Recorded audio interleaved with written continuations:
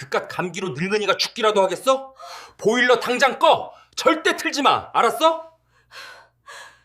제 이름은 박영자, 72입니다. 평생을 시골 과수원에서 흙먼지 마시며 살았죠. 남편 먼저 보내고 하나 있는 아들 민수 하나만 바라보며 살았습니다. 그 아들놈이 서울에서 크게 사업을 한다기에 평생 모은 돈에 남편이 남긴 유산까지 전부 털어 서울에서도 가장 비싸다는 펜트하우스 한 채를 떡하니 사주었어요. 어머니, 이제 저희가 모실게요. 이 좋은 집에서 같이 사셔야죠. 전화기 너머로 들려오던 아들의 목소리가 아직도 귀에 선합니다. 그렇게 과수원을 싹 다 정리하고 기차에 몸을 실었습니다. 짐이라고는 평생 입던 옷가지 몇 개가 담긴 낡은 가방 하나와 며느리 지영이 손에 들려줄 3년 묵은 된장 한 단지가 전부였죠. 기차가 서울역에 가까워질수록 제 마음은 기대 반, 걱정 반이었습니다. 도시 생활이라는 것이 과연 저 같은 시골 늙은이에게 맞을까 싶기도 했지만 그래도 아들 녀석 얼굴 보고 하나뿐인 손자 유민이 재롱 볼 생각에 그저 좋았어요. 서울역에 내리니 민수가 차를 가지고 마중을 나왔더군요. 어머니 오시느라 고생하셨어요. 하지만 아들의 표정은 그다지 밝아 보이지 않았습니다. 사업이 바빠서 그런가 보다 애써 생각했죠. 차는 한강변을 따라 한참을 달리더니 하늘을 찌르듯이 솟은 거대한 건물 앞에 멈춰 섰습니다. 1층 로비부터가 제가 알던 집과는 전혀 달랐어요. 바닥은 거울처럼 반짝였고 천장에는 궁전에서나 볼 법한 거대한 등이 달려 있었어요. 어머니, 이쪽입니다. 아들을 따라 엘리베이터라는 것을 탔습니다. 숫자가 50이 넘도록 한참을 올라가더군요. 띵 소리와 함께 문이 열리자 그곳에는 며느리 지영이가 서 있었습니다. 오셨어요, 어머니. 지영이는 저를 쳐다보지도 않고 휴대전화만 만지작거리며 건성으로 인사했어요. 저는 애써 웃으며 준비해간 된장 단지를 내밀었어요. 애미야, 이거 내가 직접 담근 된장이다. 유민이 찌개 끓여주렴. 지영이는 된장 단지를 흘깃 보더니 미간을 살짝 찌푸렸어요. 어머니, 저희 이런 거 잘 안 먹어요. 냄새나서요. 그리곤 제 손을 지나쳐 짐 가방을 끌고 가는 아들 뒤를 따라 집 안으로 쏙 들어가 버렸습니다. 저는 그 자리에 잠시 멍하니 서 있었죠. 현관문이 닫히고 나서야 무거운 된장 단지를 들고 집 안으로 들어섰습니다. 집은 정말이지 어마어마하게 넓었어요. 거실 한쪽 벽면 전체가 유리창이라 서울 시내가 전부 발 아래에 깔려 있는 것 같았어요. 우와, 집 좋구나. 저도 모르게 감탄사가 나왔습니다. 하지만 집은 그 크기만큼이나 썰렁했습니다. 사람 온기가 전혀 느껴지지 않았어요. 유민이는 어디 있니? 손자 얼굴이라도 보면 좀 나을까 싶어 물었습니다. 유민이 학원 갔어요. 밤늦게 와요. 며느리는 소파에 비스듬히 누워 여전히 휴대전화만 들여다보고 있었죠. 아들 민수는 제 가방을 바닥에 툭 내려놓더니 말했습니다. 어머니, 이쪽이 어머니 방입니다. 아들이 안내한 곳은 현관에서 가장 가깝고 주방 뒤편에 숨어 있는 가장 작은 방이었습니다. 방이라기보다는 창고로 쓰던 공간 같았어요. 창문도 어른 키 높이에 작게 하나 나 있었는데 그마저도 옆동 벽에 가려 해가 전혀 들지 않았습니다. 방 안에는 작은 침대 하나와 낡은 옷장 하나가 전부였죠. 어머니, 필요한 거 있으시면 부르세요. 아들은 그 말만 남기고 휙 나가버렸습니다. 저는 가방을 풀 생각도 못하고 침대맡에 걸터 앉았어요. 그런데 방에 들어선 순간부터 이상하게 몸이 으슬으슬했어요. 바닥에 손을 대어보니 얼음장처럼 차가웠어요. 거실은 분명히 훈훈했는데 이 방만 왜 이럴까 싶었죠. 저는 짐을 풀다 말고 거실로 나갔죠. 며느리는 여전히 소파에 누워 있었어요. 애미야. 제가 불렀습니다. 지영이는 한참 만에야 고개를 들더군요. 왜요, 어머니? 귀찮다는 기색이 역력했어요. 방이 바닥이 너무 차구나. 보일러가 안 들어오는 게냐? 어머니, 이 방은 중앙 시스템이 달라서 그래요. 원래 좀 서늘해요. 그래도 이건 너무 찬데. 겨울엔 어찌 지내라고. 저희도 바빠서 그것까지 신경 못 써요. 그냥 그렇게 쓰세요. 며느리는 매몰차게 말을 자르고는 다시 휴대전화로 고개를 돌렸습니다. 저는 더 이상 아무 말도 할 수가 없었어요. 제가 사준 집입니다. 제 평생을 바쳐 사준 이 궁전 같은 집에서 저는 발이 시려 양말을 두 겹 껴 신어야 했습니다. 저녁 시간이 되어도 밥 짓는 냄새가 나지 않았어요. 며느리가 배달 음식이라며 플라스틱 용기 몇 개를 식탁에 늘어놓았습니다. 차갑게 식은 면 요리와 정체모를 튀긴 몇 조각이었죠. 밤늦게 돌아온 손자 유민이는 저를 힐끗 보고는 제 방으로 쏙 들어가 버렸습니다. 9살이라던데 인사성도 참 없더군요. 아들 민수는 식탁에 앉자마자 사업 이야기만 늘어놓았습니다. 어머니, 제가 이번에 큰 건을 하나 맡았는데 자금이 조금 더 필요할 것 같아요. 저는 차가운 면을 씹으며 대답 없이 고개만 끄덕였습니다. 저녁을 먹는 둥 마는 둥 하고 제 방으로 돌아왔습니다. 밤이 깊어지자 방 안의 한기는 더욱 심해졌습니다. 창문 틈으로 황소바람까지 들어오는 것 같았어요. 저는 가져온 옷을 전부 꺼내 입고 하나뿐인 이불을 머리끝까지 뒤집어 썼습니다. 하지만 뼛속까지 스며드는 냉기를 이길 수는 없었죠. 시골집 아랫목이 너무나도 그리웠습니다. 새벽 2시쯤 되었을까요? 도저히 추워서 잠을 이룰 수가 없었어요. 저는 조용히 방문을 열고 거실로 나갔습니다. 거실 바닥은 따뜻하다 못해 뜨끈했습니다. 아들 부부의 안방과 손자 유민이의 방 앞을 지나는데 문틈으로 후끈한 열기가 새어나왔어요. 이 넓은 집에서 어째서 제 방만 이렇게 얼음골인 걸까요? 저는 집안을 둘러보다가 주방 옆에 있는 다용도실을 발견했습니다. 그곳에 보일러 조절 장치가 있더군요. 벽에 붙은 복잡한 기계를 한참이나 들여다보았습니다. 여러 개의 밸브가 보였어요.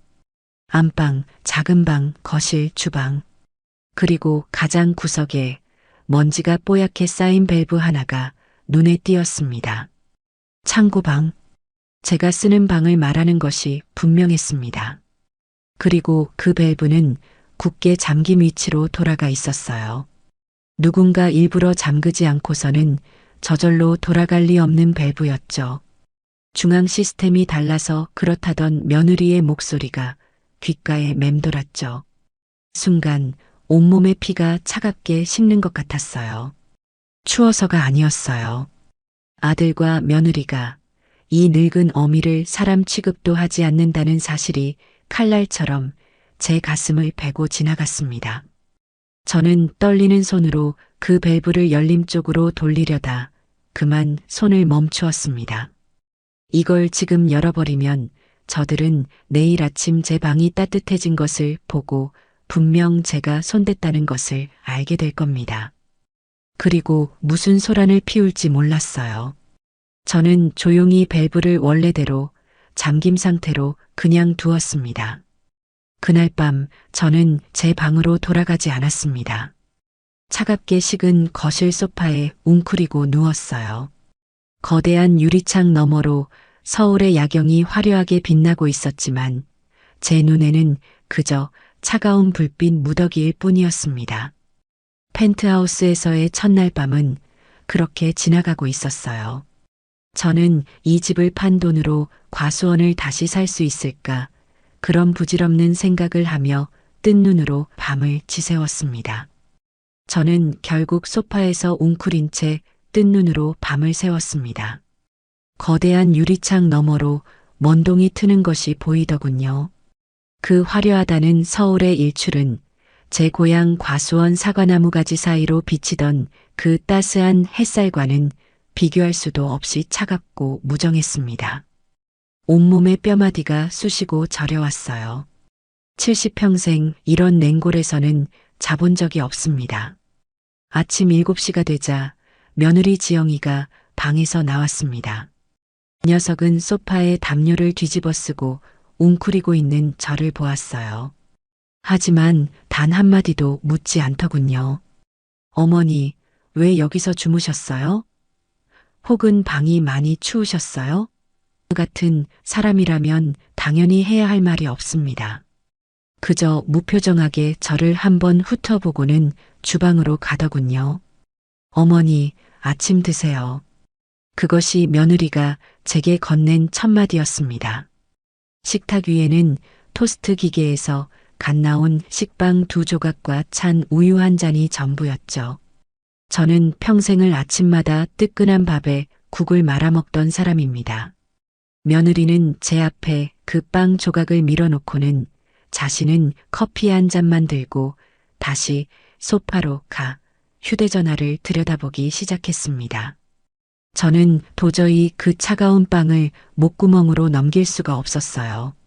애미야. 제가 불렀습니다. 지영이는 휴대전화에서 눈을 떼지도 않고 왜요? 하고 대답했습니다. 유민이는 아침 안 먹여? 학교 갈 시간 아니야? 유민이 방에 있어요. 학원 가기 전에 따로 먹어요. 며느리의 대답은 짧고 차가웠습니다. 손자 얼굴이라도 보면 이 답답한 마음이 좀 풀릴까 싶어 자리에서 일어났습니다. 유민이 방은 안방 바로 옆 가장 크고 볕이 잘 드는 곳에 있었습니다. 방문이 굳게 닫혀 있더군요. 유민아, 할미다. 얼굴 좀 보자. 제가 문을 두드리며 말했습니다. 안에서 아무런 대답도 들리지 않았어요. 유민아? 다시 한번 부르며 문손잡이를 돌리려는데 찰칵 하고 안에서 문이 잠기는 소리가 들렸습니다. 저는 그 자리에 우두커니 섰죠. 그때 며느리가 소파에서 벌떡 일어나 제게 삿대질하듯 소리쳤습니다. 어머니, 뭐 하시는 거예요?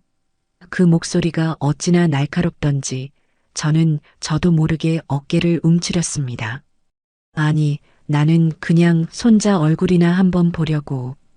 애 방해하지 마세요. 지금 중요한 시기예요. 공부해야 해요. 며느리는 저를 밀치듯 지나쳐 유민이 방문을 두드렸습니다. 유민아, 엄마야. 문 열어. 잠시 후 문이 빼꼼 열리고 며느리가 쏙 들어가 버리더군요.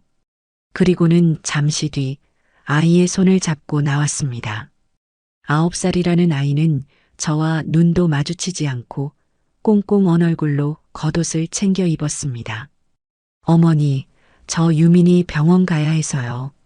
점심은 알아서 챙겨 드세요. 학원이라더니 이번에는 병원이었습니다. 저는 어안이 벙벙해서 물었습니다. 병원? 유민이 어디 아픈 게냐? 며느리는 제 질문을 무시하고 현관에서 신발을 신으며 말했습니다. 저희 바빠요. 그리고 어머니, 제발 유민이 방에는 함부로 가지 마세요. 쾅 하고 현관문이 닫혔습니다. 저는 그 자리에 한참을 서 있었습니다. 이 집은 분명 제 돈으로 산 제 집입니다.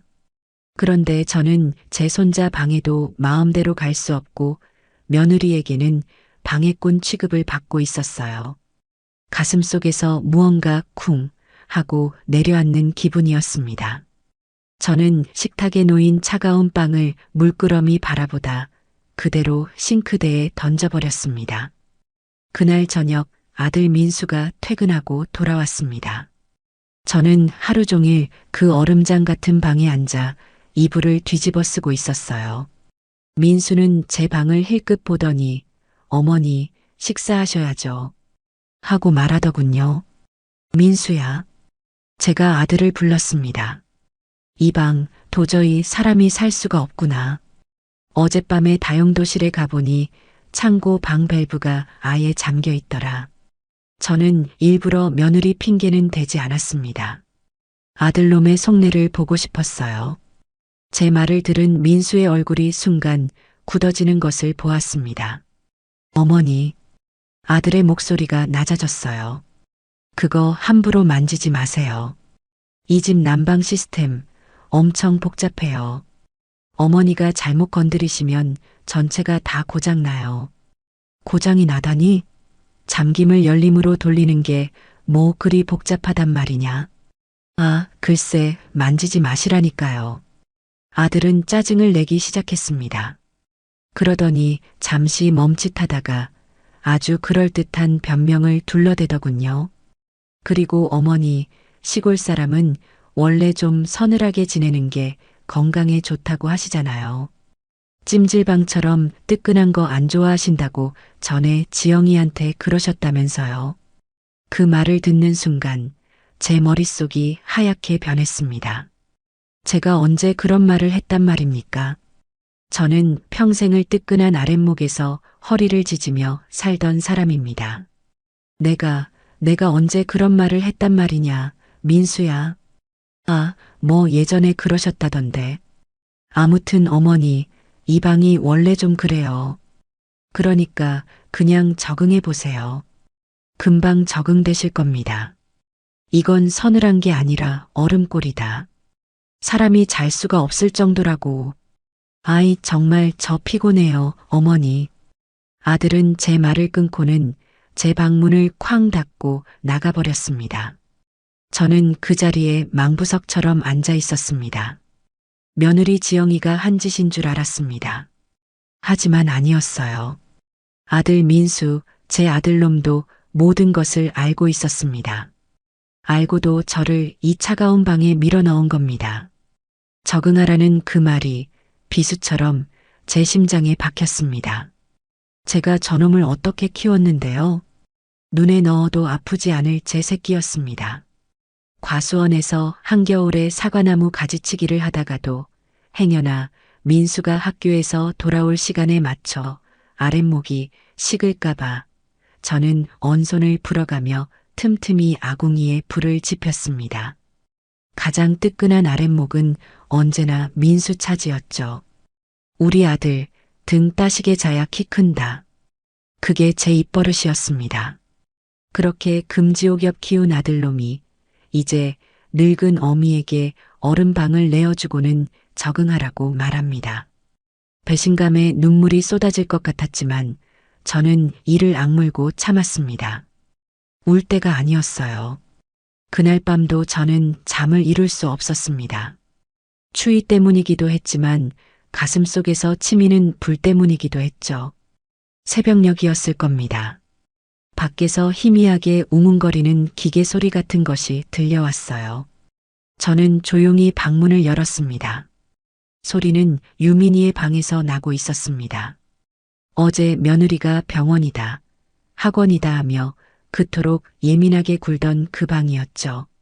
방문이 어제와는 달리 살짝 열려 있었습니다. 저는 발소리를 죽이고 그 틈으로 안을 들여다보았습니다. 방 안은 후끈한 열기로 가득했습니다. 그리고 제 눈에 들어온 것은 방 한 구석에서 붉은 빛을 내며 돌아가고 있는 커다란 온풍기였습니다. 제가 시골 장터에서 보던 그런 싸구려가 아니었어요. 아주 비싸고 좋아 보이는 최신식 기계였습니다. 그 옆에는 파란 불빛을 내뿜는 공기청정기가 쉴 새 없이 돌아가고 있더군요. 손자 유민이는 따뜻한 이불 속에서 새근새근 잠들어 있었습니다. 그리고 며느리 지영이는 그 옆에 놓인 작은 간이 침대에서 쪽잠을 자고 있더군요. 곤히 잠든 것 같았지만 며느리는 이따금 유민아 괜찮아 하고 잠꼬대를 했습니다. 그 목소리에는 제가 알던 날카로움 대신 깊은 절박함이 묻어 있었습니다. 그리고 저는 거실 소파에서 아들 민수가 술에 취해 대자로 뻗어 자고 있는 것을 발견했습니다. 안방 침대는 텅 비어 있었죠. 저는 조용히 유민이 방 문을 닫았습니다. 제 방으로 돌아오는 복도는 유난히 더 길고 춥게 느껴졌습니다. 모든 것이 명확해졌어요. 저들은 따뜻한 온기를 나눌 여력이 없는 것이 아니었습니다. 그저 그 온기를 저에게만은 단 한 조각도 나누어 줄 생각이 없었던 겁니다. 저는 제 얼음장 같은 방으로 돌아와 침대에 앉았습니다. 그리고 결심했습니다. 이대로 당하고만 있지는 않겠다고 말입니다. 그날 이후로 며칠이 더 흘렀습니다. 저는 매일 밤 거실 소파와 얼음장 같은 방을 오가며 새우잠을 잤습니다. 제 몸은 쇠가 아니었죠. 결국 탈이 나고야 말았습니다. 어느 날 아침 저는 자리에서 일어날 수가 없었습니다. 온몸이 불덩이 같았고 뼈마디마디가 쑤셔댔습니다. 지독한 감기 몸살이었습니다. 70평생 이렇게 아파본 것은 남편 상 치르고 몸져 누웠을 때 이후로 처음이었어요. 애미야, 물 한 잔만 다오. 저는 목이 타는 것 같아 며느리를 불렀습니다. 하지만 집안은 쥐 죽은 듯이 조용했습니다. 며느리와 손자는 아마 병원이라는 곳에 또 갔나 봅니다. 저는 어지러운 머리를 붙잡고 겨우 몸을 일으켜 부엌으로 향했습니다. 냉장고를 열어보니 마실 물이라고는 얼음물밖에 없더군요. 저는 그 차가운 물을 덜덜 떨리는 손으로 겨우 마셨습니다. 그렇게 하루 종일 저는 끙끙 앓았습니다. 아무도 저를 들여다보지 않았어요. 저녁이 되어 아들 민수가 퇴근하고 돌아왔습니다. 녀석은 넥타이를 풀며 제 방을 힐끗 들여다보더군요. 어머니, 왜 이러고 계세요?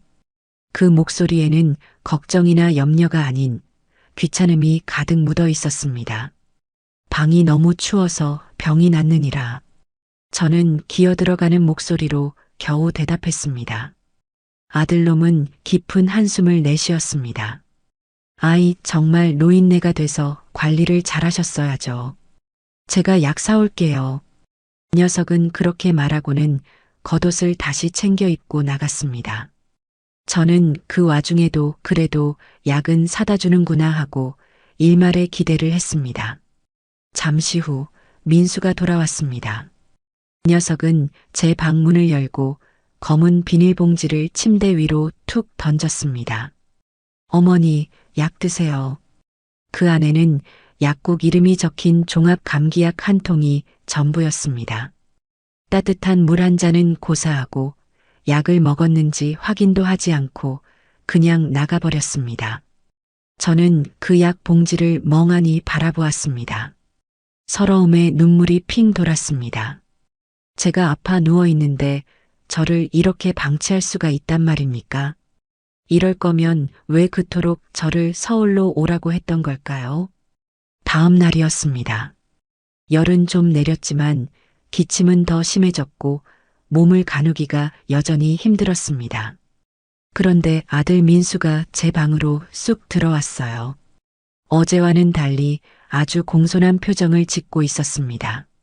손에는 서류 가방이 들려 있었죠. 어머니, 몸은 좀 어떠세요? 녀석은 제 대답을 기다리지도 않고 가방에서 서류 몇 장을 꺼내 제 이불 위에 펼쳤습니다.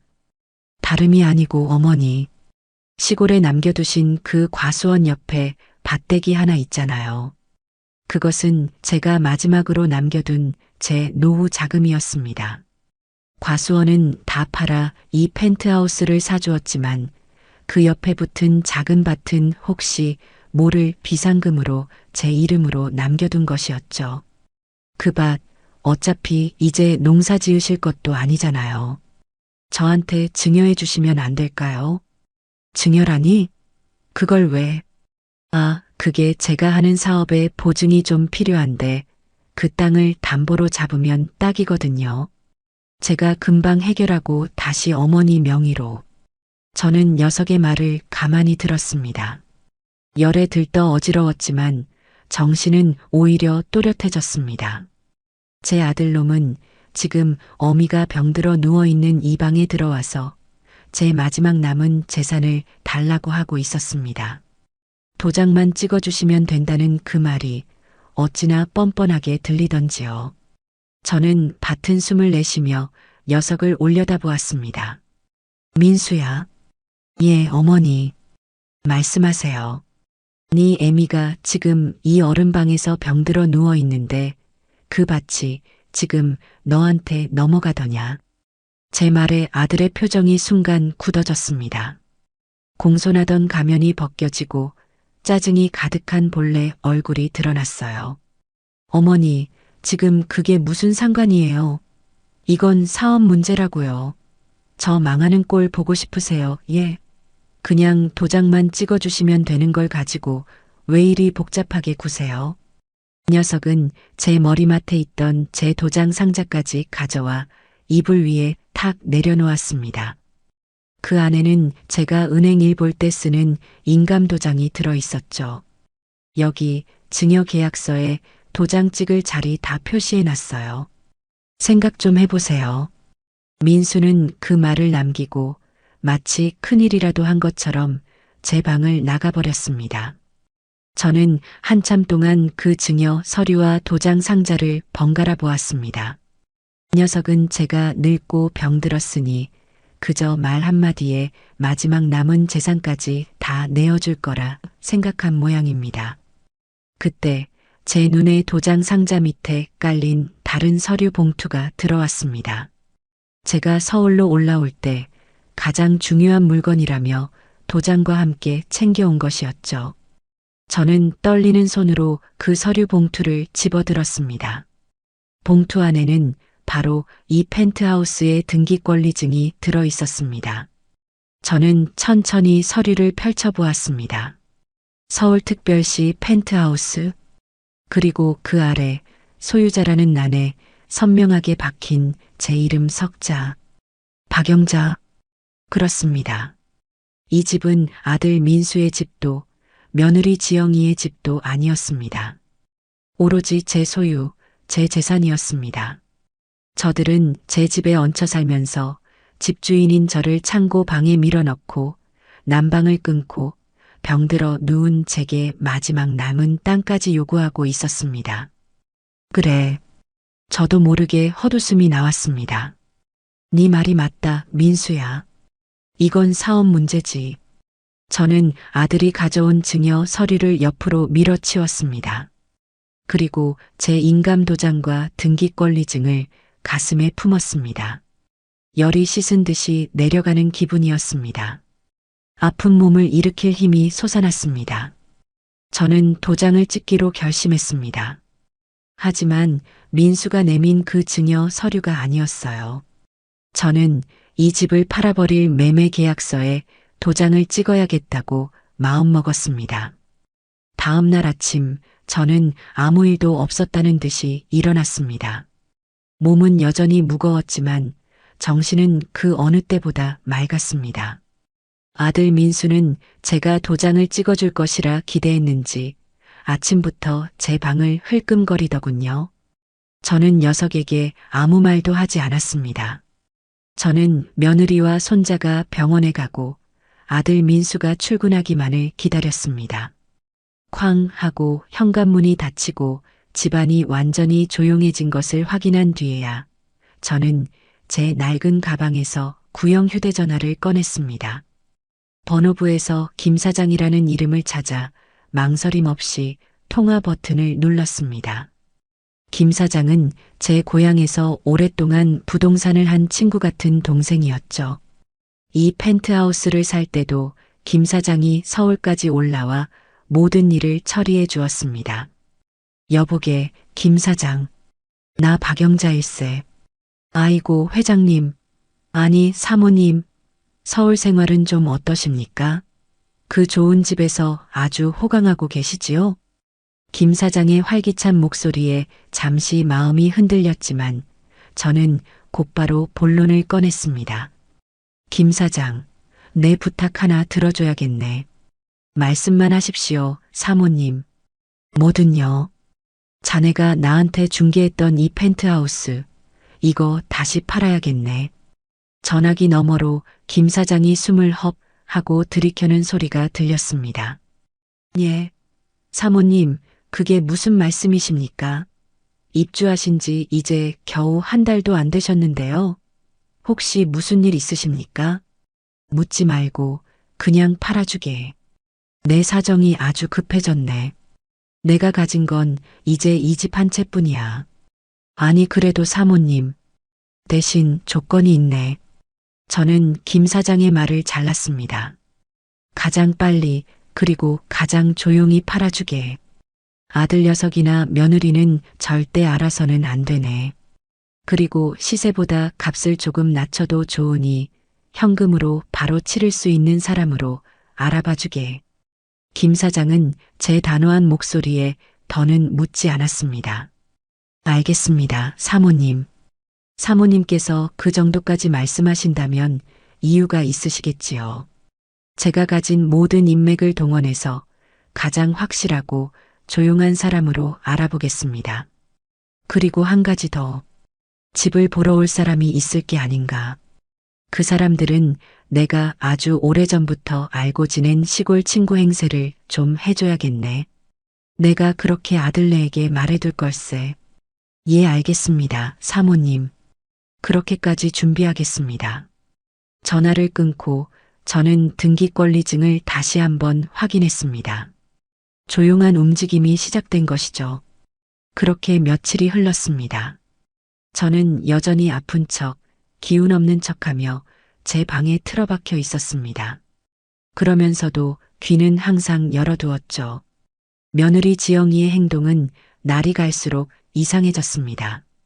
어느 날 밤 저는 물을 마시러 나갔다가 베란다에서 숨죽여 우는 며느리의 목소리를 들었습니다. 원장님, 제발요, 유민이만은 살려주세요. 돈은 제가 어떻게든. 며느리는 전화를 붙들고 애원하고 있었습니다. 병원 원장이라 유민이가 정말 어디가 많이 아픈 걸까 잠시 생각했지만 저에게 그토록 모질게 구는 며느리에게 동정심이 일지는 않았습니다. 또 다른 날에는 아들 민수와 며느리가 안방에서 크게 다투는 소리가 들려왔습니다. 당신 도대체 그 돈 다 어디다 쓴 거야? 유민이 병원비는 어떡할 거냐고. 며느리가 악을 쓰는 소리가 들렸습니다. 시끄러워. 내가 알아서 한다고 했잖아. 어머니 밤만 넘어오면 다 해결된다고. 아들의 고함 소리도 만만치 않았습니다. 저는 조용히 제 방으로 돌아왔습니다. 병원비와 돈 문제로 저렇게 싸우고 있었군요. 그렇다고 이 늙은 어미를 어른 방에 가두고 마지막 남은 밥까지 빼앗으려 한 저들을 용서할 마음은 없었습니다. 그러던 어느 날 김 사장에게서 연락이 왔습니다. 사모님, 아주 확실한 매수자를 찾았습니다. 오늘 오후 2시에 친구분들 모시고 방문해도 되겠습니까? 드디어 때가 온 것입니다. 저는 거실로 나가 소파에 누워있는 며느리에게 말했습니다. 애미야, 오늘 오후에 내 시골 친구들이 서울 구경 온다고 해서 우리 집 좀 보러 오라고 했다. 차라도 한 잔 내어주렴. 며느리는 인상을 확 찌푸리더군요. 어머니, 무슨 친구요? 귀찮게. 귀찮다니? 손님이 오신다는데. 아이, 몰라요. 흙 묻은 발로 이 집 더러워지게 그냥 밖에서 만나시지. 왜 집까지 끌어들이세요? 며느리는 투덜거리며 방으로 쏙 들어가 버렸습니다. 마침 그날은 아들 민수도 회사에 급한 일이 없다며 집에 있었습니다. 오후 2시가 되자 초인종이 울렸습니다. 제가 문을 열자 김 사장이 아주 값비싼 양복을 차려입은 중년 부부와 함께 서 있었습니다. 아이고, 박 여사, 이게 얼마만인가. 저는 김 사장이 신호를 보내는 것을 보고 얼른 연기를 시작했습니다. 아이고, 어서들 와요. 이게 얼마만이야. 여기까지 오느라 고생했네. 아들 민수가 방에서 나오며 현관을 쳐다보았습니다. 어머니, 이분들은 친구분들 맞으세요? 민수의 눈에는 의심이 가득했습니다. 아무리 봐도 시골 친구라기엔 행색이 너무나 번지르르 했기 때문이죠. 그럼 친구 맞지? 민수 너도 인사하렴. 내 오랜 지인들이시다. 저는 태연하게 말했습니다. 김 사장도 넉살 좋게 민수에게 인사를 건넸습니다. 아드님이 아주 훤칠하시구먼요. 허허, 박 여사님 성공하셨네. 저는 친구들을 데리고 집안 구석구석을 구경시켜주는 척했습니다. 여기가 안방이고 저기가 유민이 방일세. 그리고 이쪽이 거실인데 전망 하나는 끝내주지. 중년 부부는 고개를 끄덕이며 집을 꼼꼼히 살폈습니다. 어머, 정말 좋네요. 구조도 잘 빠졌고 햇빛도 잘 들고 이 정도면 우리가 생각했던 것보다 훨씬 좋은데요. 김 사장이 제게 눈짓을 보냈습니다. 일이 잘 되어가고 있다는 뜻이었죠. 며느리 지영이는 방에서 나오지도 않았습니다. 아들 민수만이 무언가 찝찝한 표정으로 저희를 지켜보고 있었어요. 어머니, 민수가 저를 조용히 불렀습니다. 저 사람들 진짜 그냥 집 구경 온 거 맞아요? 꼭 집 보러 온 사람들 같은데. 저는 아들을 보며 속으로 웃었습니다. 민수야, 이 친구들이 새로 집을 짓고 싶어 해서 참고하려고 그러는 걸세. 너는 신경 쓰지 말고 볼일 보거라. 저는 그렇게 아들까지 완벽하게 속여 넘겼습니다. 친구들은 아주 만족스러운 표정으로 돌아갔습니다. 그들이 돌아가고 난 뒤 김 사장에게서 문자가 왔습니다.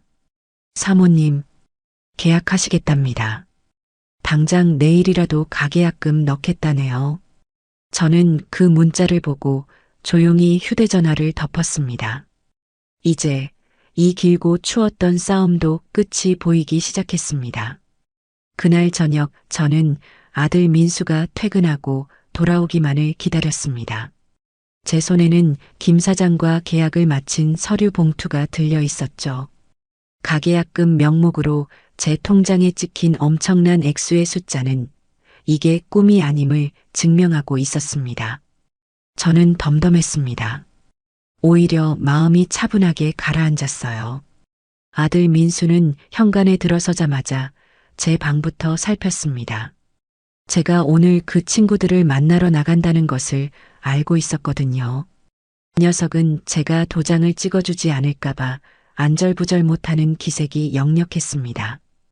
어머니, 다녀오셨어요. 그래, 왔다. 저녁은 차려야죠? 그 녀석은 쭈뼛거리며 부엌을 쳐다봤습니다. 며느리 지영이는 오늘도 해가 중천일 때 유민이를 데리고 나가서 저녁 시간이 다 되도록 돌아오지 않고 있었습니다. 됐다. 내가 차릴란다. 저는 오랜만에 부엌에 서서 밥을 안 치고 시골에서 가져온 묵은지로 김치찌개를 끓이기 시작했습니다. 쌀을 씻는 손길이 낯설지 않았어요. 평생을 해온 일이니까요. 펜트하우스의 화려한 주방에서 묵은지 냄새가 풍기는 것이 퍽 어색했습니다. 아들은 안절부절 못하며 제 주위를 맴돌았습니다. 어머니, 그런 건 제가 앉아있거라. 밥 먹고 할 얘기가 있다. 제 단호한 말에 민수는 더는 아무 말도 못하고 식탁 의자에 뻣뻣하게 앉았습니다. 잠시 후 며느리 지영이가 유민이를 데리고 몹시 지친 얼굴로 돌아왔습니다. 다녀왔습니다. 지영이는 김치찌개 냄새에 코를 살짝 찡그리더니 유민이만 데리고 방으로 쏙 들어가 버렸습니다. 유민이 밥은요, 어머니. 방으로 들어가면 이따 내가 가져다 주마. 너희 먼저 먹자. 곧이어 며느리가 방에서 혼자 나왔습니다. 유민이는 나오지 않았어요.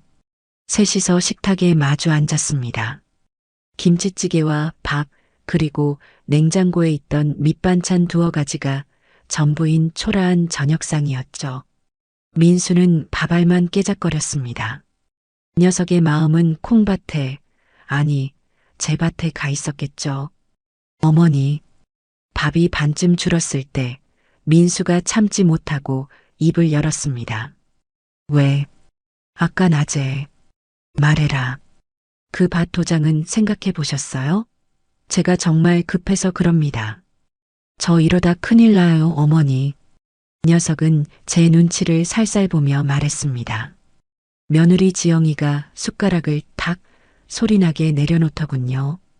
당신 지금 밥이 넘어가? 그깟 밭대기 팔아서 이 집 대출 이자나 막을 수 있겠어요? 유민이 병원비는 어떡할 거고요. 아들 민수가 낯빛이 불그락푸르락해져서 소리쳤습니다. 너가 뭘 안다고 떠들어. 닥치지 못해. 내가 모를까봐? 당신 매일 밤 술이나 마시고 다니면서 나한테는 그만. 제 나직한 한마디에 두 녀석이 동시에 입을 다물었습니다. 시끄럽게 울리던 숟가락 소리도 멈췄습니다. 저는 밥그릇을 옆으로 밀어놓고 두 사람을 천천히 둘러보았습니다. 민수야. 예, 어머니 도장 주시는 거죠? 아들은 마지막 희망이라도 거는 듯한 표정이었습니다. 아니다. 그 밭은 이제 걱정할 필요 없게 되었다. 예, 그게 무슨... 그럼 드디어 저한테 증여해 주시기로. 아니, 저는 제 가방에서 서류 봉투를 꺼내 식탁 위에 올렸습니다. 아들과 며느리의 시선이 동시에 그 봉투에 꽂혔습니다. 이 집 팔았다. 정적이 흘렀습니다. 며느리 지영이는 눈을 동그랗게 떴고 아들 민수는 자기가 무슨 말을 들었는지 이해하지 못하는 표정이었습니다. 민수가 어색하게 웃음을 터뜨렸습니다. 하 어머니, 농담이 심하시네요. 저녁 드시고 기분이 좋으신가 봐요. 농담 아니다. 예. 오늘 계약서에 도장 찍고 왔다. 내 이름 박영자. 내 도장으로 똑똑히 찍고 왔어. 어머니, 그게 무슨 말씀이세요? 이 집을 판다니요. 누구 마음대로요. 민수가 자리에서 벌떡 일어났습니다. 누구 마음대로긴. 집주인 마음대로지. 이 집 내 집이다. 며느리 지영이도 하얗게 질린 얼굴로 소리쳤습니다. 어머니, 미치셨어요? 여기가 어떤 집인데? 서울 시내 한복판에 이 펜트하우스를 그걸 팔아요? 그래, 팔았다. 며칠 전에 보러 왔던 내 시골 친구들, 그 양반들이 매수자다. 그럼 그때 그 사람들이... 민수가 머리를 감싸쥐었습니다. 어머니, 어떻게 저한테 말 한마디 없이, 상의도 없이 이런 엄청난 일을 저지르세요? 상해? 제가 기가 차서 웃었습니다. 민수야, 너는 이 늙은 어미를 얼음장 같은 창고 방에 밀어넣을 때 나랑 상의했니? 그건 너는 내 마지막 남은 밭대기까지 빼앗으려고 증여 서류 내밀 때 나랑 상의했어? 어머니, 그건 사업 때문에. 닥쳐라. 저는 자리에서 일어나 제 방에서 가져온 휴대전화를 민수의 눈앞에 들이밀었습니다. 은행 앱을 열어 오늘 입금된 가계약금 내역을 똑똑히 보여주었죠. 일금 뒤에 붙은 0의 개수를 확인한 민수의 눈이 절망으로 흔들리기 시작했습니다. 거짓말이죠, 어머니. 제발 장난이라고 해주세요. 잔금은 정확히 일주일 뒤다. 매수자 쪽에서 현금으로 한 번에 치르기로 했어. 그리고 이 집은 한 달 안에 비워줘야 한다. 그러니 너희들 이제 슬슬 이사 나갈 집 알아봐라. 어머니. 민수가 제 앞에 무릎을 꿇었습니다. 어머니, 안 돼요. 이 집은 절대 안 돼요. 제발 취소하세요. 네. 위약금 물어주면 되잖아요. 계약금 2배, 제가 어떻게든. 위약금을 물어줘? 저는 꿇어앉은 아들을 차갑게 내려다보았습니다. 그 돈이 어디서 나서 물어주겠다는 게냐? 너한테는 늙은 어미 난방비 틀어줄 돈 10,000원도 없지 않으냐? 어머니, 제발이요. 저 죽어요. 저 정말 죽는단 말입니다. 죽어. 이 집 판 돈으로 나는 내 시골집보다 더 좋은 뜨끈한 방 얻어서 살란다. 너희는 너희 앞가림, 이제 너희가 알아서 하거라. 저는 그 말을 끝으로 제 방으로 들어가 문을 잠가버렸습니다. 밖에서 아들 민수가 문을 두드리며 울부짖는 소리가 들려왔습니다. 어머니, 제발 문 좀 열어주세요. 어머니. 며느리 지영이의 날카로운 비명소리도 뒤섞여 들렸습니다. 저는 제 방, 그 차가운 얼음장 바닥에 앉았습니다. 조금도 춥지 않았습니다. 오히려 속에서 불이 나는 것 같았어요. 시원했습니다. 평생을 참고 살았던 제 자신이 오늘 처음으로 제 목소리를 낸 기분이었습니다. 문 밖에서의 소라는 밤이 깊어지도록 그치지 않았습니다. 아들 민수는 거의 실성한 사람처럼 문을 두드리고 애원하고 나중에는 소리를 지르며 절규했습니다. 어머니, 당장 취소하세요. 이 집 팔면 우리 다 죽어요. 당장 나오시라니까요. 저는 묵묵히 앉아 있었습니다. 저러다 지치면 그만두겠지 생각했습니다. 그런데 며느리 지영이의 목소리가 심상치 않았습니다. 당신 설마 아니지? 아니라고 말해. 당신 이 집으로 무슨 짓 한 거야? 시끄러워. 다 너 때문이야. 너만 아니었어도. 뭐? 나 때문이라고? 지금 나 때문이라고 했어. 밖에서 무언가 깨지는 소리가 요란하게 들렸습니다. 저는 더 이상 버틸 수가 없어 문을 열고 나갔습니다. 거실은 난장판이 되어 있었습니다. 민수는 술병을 든 채 눈이 벌개져 있었고 지영이는 소파 구석에 주저앉아 멍하니 바닥을 보고 있었습니다. 이게 다 무슨 짓이냐? 제 목소리에 민수가 움찔하며 저를 돌아보았습니다. 녀석은 술 기운에 용기를 얻었는지 제게 달려들어 팔을 붙잡았습니다. 어머니, 당장 부동산에 전화하세요. 계약 취소한다고. 당장요. 이 손 못 나? 못 나요. 어머니, 이 집은 안 돼요. 이 집 담보로 잡혀 있단 말이에요. 뭐? 저는 제 귀를 의심했습니다. 이 집 담보로 대출받았어요. 어머니 몰래요. 그 순간 제 머릿속이 텅 비어버리는 것 같았습니다. 내 집을 내 허락도 없이 담보로? 민수야, 너 지금 뭐라고 했냐? 어머니 죄송해요 하지만 어쩔 수 없었어요. 사업이 자꾸 꼬여서 급한 불이라도 꺼야 했어요.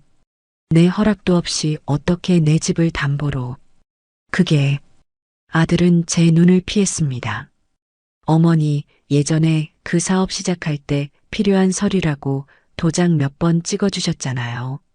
그건 그냥 회사 운영에 필요한 보증 서류라고 하지 않았냐. 거기에 근저당 설정 서류가 섞여 있었어요. 어머니 죄송합니다. 정말 죄송합니다. 저는 다리에 힘이 풀려 그 자리에 주저앉을 뻔했습니다. 녀석이 저를 속인 겁니다. 그것도 아주 악랄하게요.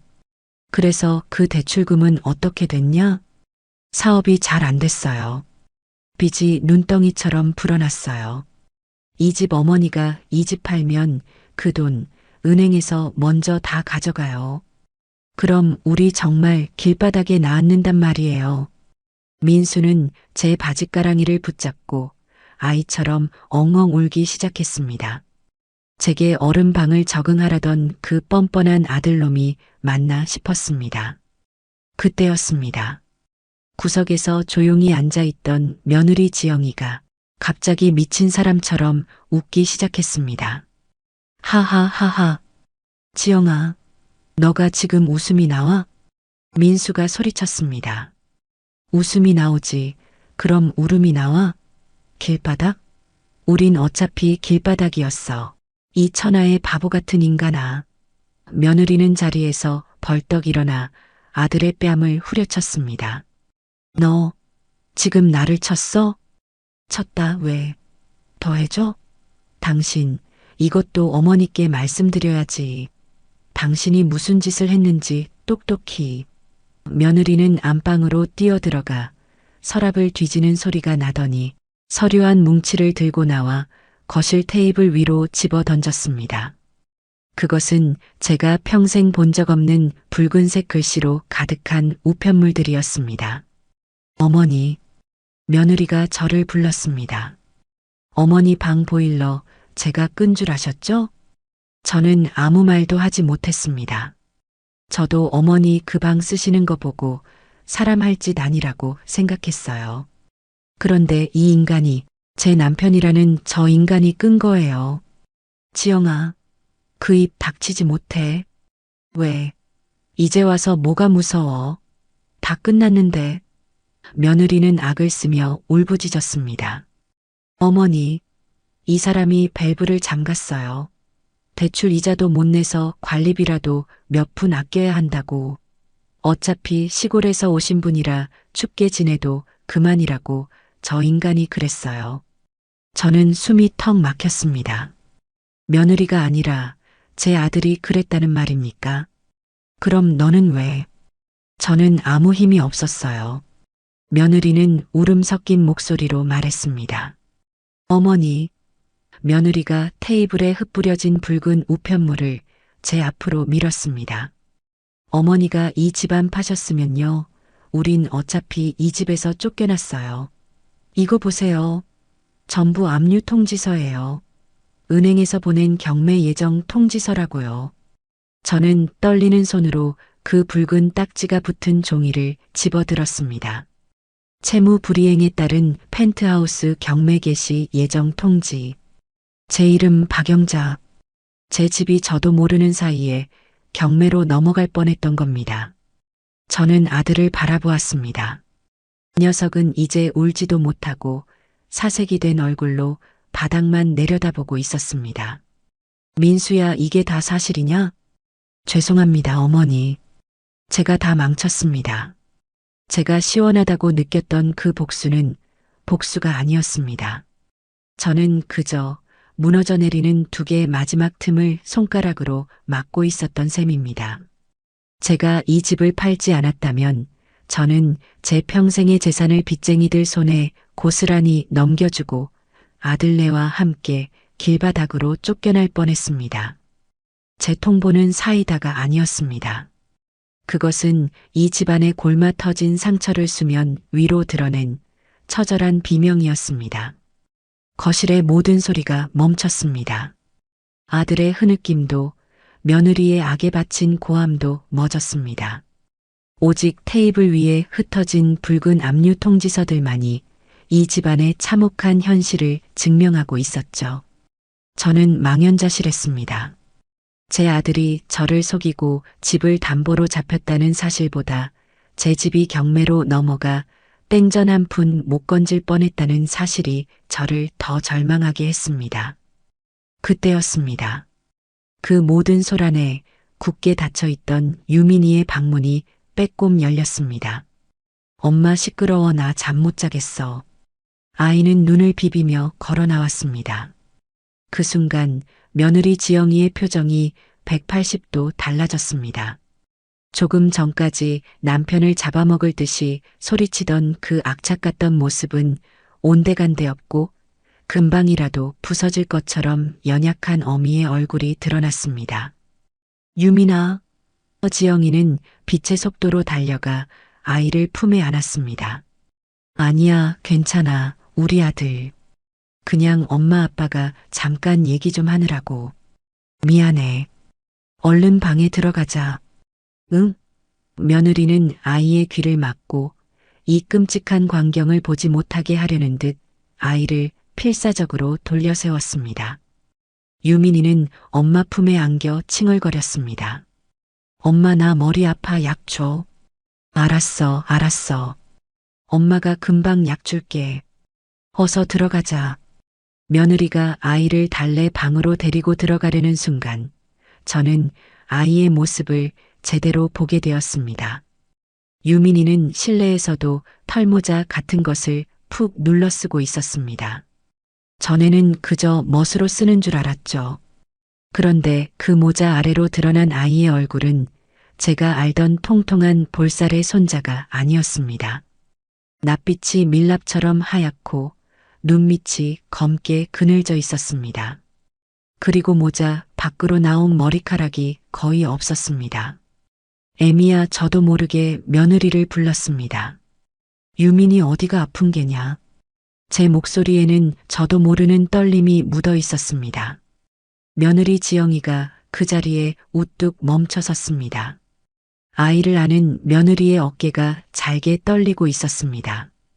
바닥에 주저앉아 있던 아들 민수가 고개를 번쩍 들었습니다. 지영아, 말하지 마.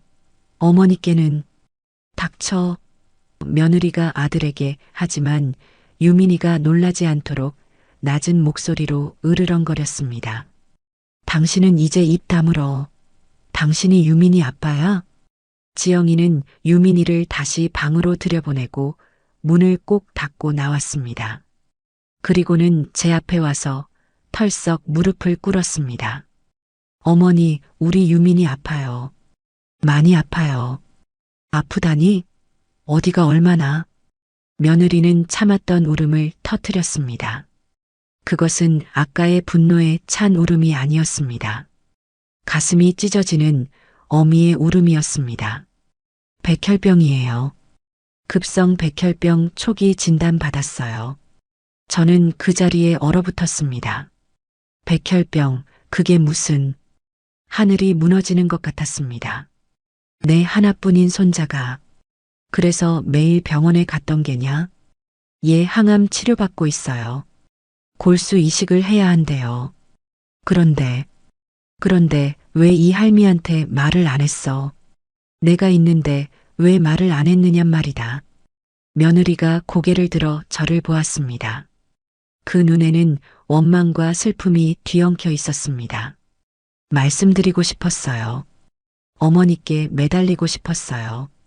그런데 이 사람이 저 인간이 못하게 막았어요.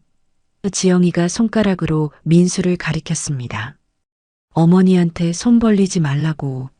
어머니가 그 펜트하우스 사주신 것 때문에 자기 사업 미천 보태줄 돈 없다고 어머니가 자길 원망하고 있다고. 그래서 어머니 마지막 남은 그 밭이라도 자기가 받아내야 한다고. 그걸로 노름 같은 이상한 사업에 또 돈을 꼬라박으려고. 아니야.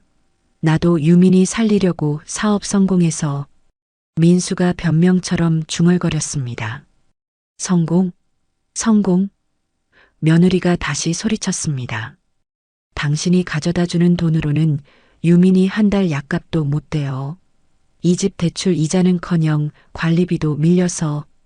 며느리는 숨을 몰아쉬며 모든 것을 털어놓기 시작했습니다. 며느리가 저에게 차갑게 굴었던 이유. 그것은 저에 대한 원망이 아니었습니다. 남편에 대한 절망과 아이를 살려야 한다는 압박감에 다른 사람을 돌아볼 여유가 조금도 없었던 겁니다. 어머니, 저 사실 밤마다 식당에서 설거지해요. 뭐? 이 인간이 벌어오는 푼돈으로는 도저히 유민이 병원비를 감당할 수가 없었어요. 그래서 어머니 주무시는 거 보고 밤에 몰래 나가서 새벽 첫 차 들어올 때까지 식당 주방에서 그릇 닦아요. 저는 아무 말도 할 수 없었습니다. 며느리가 매일 밤늦게 들어오고 아침에 그토록 피곤해 보였던 것이 다 그 때문이었습니다. 어머니 밥 제대로 차려드리지 못해서 정말 죄송해요. 그런데 제가 정말 그럴 기력이 없었어요. 그리고 솔직히 어머니가 조금 미웠어요. 이 집 이 어마어마한 펜트하우스만 아니었어도 당신 아들이 저렇게까지 헛바람이 들지는 않았을 텐데, 저 인간이 저렇게까지 망가지지는 않았을 텐데 그런 원망이 들어서 어머니 얼굴을 제대로 볼 수가 없었어요. 죄송해요. 며느리는 이마가 바닥에 닿도록 엎드려 울었습니다. 저는 그제야 모든 조각이 맞춰지는 것을 깨달았습니다. 애미야, 그럼 유민이 방에 있던 그 온풍기랑 공기청정기는? 유민이가 항암 치료 때문에 면역력이 지금 바닥이에요. 의사가 감기만 걸려도 정말 위험하다고 방 온도를 꼭 따뜻하게 일정하게 맞춰주라고 했어요. 그래서 그 온풍기 이 인간은 돈 없다고 나 몰라라 해서 제가 낮에 아파트 분리수거장에서 폐지 주워서 그거 팔아서 중고시장에서 겨우 하나 산 거예요. 제 심장이 쿵하고 바닥으로 떨어졌습니다. 어머니, 저도 어머니 방 추운 거 알았어요. 그래서 이 인간한테 매일 빌었어요. 제발 우리 어머니 방 밸브 좀 열어달라고. 저러다 큰 병 나신다고. 어머니 감기 걸려 알아누우신 날도 제가 무릎 꿇고 빌었어요. 그런데 이 인간이 며느리는 말을 잊지 못하고 울음을 삼켰습니다. 극각 감기로 늙은이가 죽기라도 하겠냐고 그 돈 몇 푼 아껴야 유민이 약이라도 한 통 더 산다고 그렇게 말했어요. 제가 죄인이에요, 어머니. 저는 그 자리에 주저앉은 며느리에게 다가갔습니다. 제가 복수라고 생각했던 그 모든 행동이 얼마나 어리석고 잔인했는지 깨달았습니다. 저는 며느리를 미워했지만 사실 며느리야말로 이 지옥 같은 집에서 아들놈의 그늘 아래서 가장 고통받고 있던 사람이었습니다. 저는 떨리는 손을 들어 며느리의 어깨를 감싸 안았습니다. 며느리는 제 품에 안겨 아이처럼 서럽게 울었습니다. 애미야, 그만 울어라. 그만 울어. 제 눈에서도 뜨거운 것이 흘러내렸습니다. 펜트하우스의 차가운 거실 바닥에서 저희 두 사람은 한참을 그렇게 부둥켜 안고 울었습니다. 저는 바닥에 주저앉아 엉엉 우는 며느리 지영이의 등을 한참이나 쓸어주었습니다. 제 손도 며느리의 어깨도 멈출 수 없이 떨리고 있었습니다. 제 아들 민수는 거실 한 구석에서 고개를 쳐박고 마치 이 세상에서 사라진 사람처럼 미동도 하지 않았습니다. 이 거대하고 차가운 펜트하우스의 공기가 수십 개의 붉은 압류 통지서와 뒤섞여 숨을 쉴 수 없을 만큼 무겁게 가라앉았습니다. 제가 무슨 짓을 한 것일까요? 저는 그저 늙은 어미의 서러움을 갚아주겠다고, 저를 냉대한 며느리에게 본때를 보여주겠다고 생각했습니다. 하지만 제 분노의 칼날은 정작 엉뚱한 곳을 향하고 있었습니다. 제 복수라고 생각했던 그 통쾌한 일격은 사실 저와 마찬가지로, 아니 저보다 더한 지옥 속에서 하루하루를 버티고 있던 또 다른 피해자를 향한 것이었습니다. 애미야. 제 목소리가 갈라져 나왔습니다. 내가 미안하다. 이 늙은이가 눈이 멀어서 귀가 멀어서 네가 이 고생을 하는 것도 모르고. 지영이는 제 품에서 고개를 들었습니다. 눈물과 콧물로 범벅이 된 얼굴은 제가 알던 그 차갑고 앙칼진 며느리의 모습이 아니었습니다. 그저 모든 것을 잃고 절망에 빠진 가여운 한 여인이었습니다. 어머니 잘못이 아니에요. 제가 다 남편 하나 잘못 만나서. 우리 유민이까지. 며느리는 다시 말을 잇지 못하고 울음을 터뜨렸습니다. 저는 지영이의 어깨를 단단히 붙잡았습니다. 그리고는 저 구석에 처박혀 있는 제 아들 민수를 향해 고개를 돌렸습니다. 가슴속에서 차가운 분노가 다시 치밀어 올랐습니다. 저놈이었습니다. 모든 비극의 시작은 바로 제 아들놈이었습니다. 민수야. 제가 불렀습니다. 아들은 대답이 없었습니다. 고개 들어라. 네 애미가, 그리고 네 아내가 지금 너를 보고 있다. 민수는 아주 천천히 고개를 들었습니다. 녀석의 눈은 이미 초점을 잃어버린 텅 빈 눈이었습니다. 어머니 지영아, 나도 어쩔 수 없었어. 뭐라고? 며느리 지영이가 이가 갈리는 목소리로 말했습니다. 당신 지금 어쩔 수 없었다고 했어? 당신이 그 빌어먹을 사업 노름에 미쳐서 어머니 집까지 담보로 잡히고 그 돈으로 또 노름 같은 투자를 하고, 그런데도 어쩔 수 없었다고? 그게 아니야. 나도 한 방이면 다 복구할 수 있다고 생각했어. 이 집도 유민이 병원비도 다 해결할 수 있을 거라고. 그래서 지영이가 악을 썼습니다. 그래서 그 결과가 이거야? 이 붉은 딱지들이냐고. 당신이 성공하길 기다리는 동안 유민이는 매일 죽어가고 있었어. 이 인간아. 아니야. 민수는 아이처럼 고개를 저으며 중얼거렸습니다. 저는 그 꼴을 더는 볼 수가 없었어요. 저는 자리에서 일어나 민수에게로 걸어갔습니다. 그리고 제 평생 단 한 번도 아들에게 들어 올린 적 없던 손을 높이 쳐들었습니다. 짝! 하는 소리가 거실을 울렸습니다. 민수의 고개가 옆으로 돌아갔습니다. 정신 차려라, 민수야. 저는 떨리는 손을 내렸습니다. 너는 어찌 사람이 제 어미와 제 자식에게 이럴 수가 있냐. 이 집이 어떤 돈으로 산 집인데 네가 감히 이 집을 네 놈의 노름빚에 갖다 바쳐? 어머니 죄송합니다. 제가 죽을 죄를. 죽을 죄? 그래, 너는 죽어야 마땅하다. 저는 차갑게 말했어요. 하지만 너는 지금 죽을 자격도 없어. 너는 네가 싼 똥을 네 손으로 치워야 할 게다. 저는 테이블 위에 흩어진 압류 통지서 중 하나를 집어들었습니다.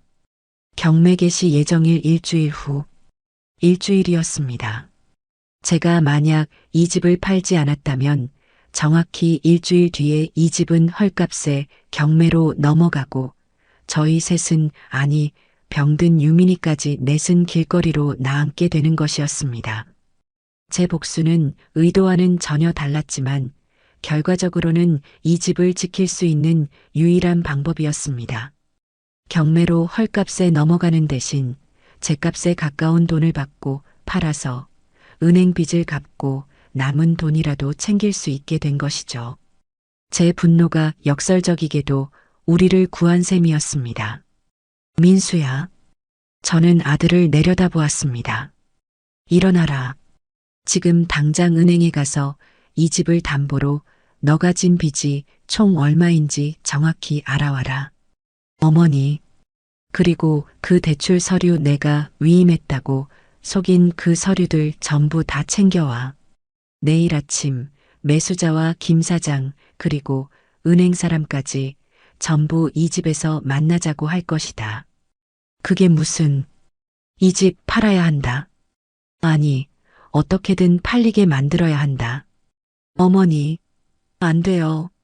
그럼 우린?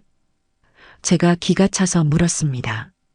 우리가 지금 이 펜트하우스에서 천년만년 살 수 있을 것 같냐? 이미 경매 딱지가 붙었어. 정신 차려. 지금이라도 제값 받고 팔아서 은행빚 갚고 남은 돈이라도 건져야 유민이 수술비라도 어떻게든. 저는 말을 잇지 못했습니다. 제 평생의 재산이 아들놈의 빚잔치로 사라지게 생겼습니다. 그때였습니다. 며느리 지영이가 떨리는 목소리로 말했습니다. 어머니, 저 사람 못 믿어요. 저 인간 돈 문제에 관해서는 이미 사람이 아니에요. 애미야. 저 사람이 제 앞으로도 사채를 썼어요. 제가 식당에서 일한 돈 유민이 보험금까지 전부 가져갔어요. 저는 민수를 다시 바라보았습니다.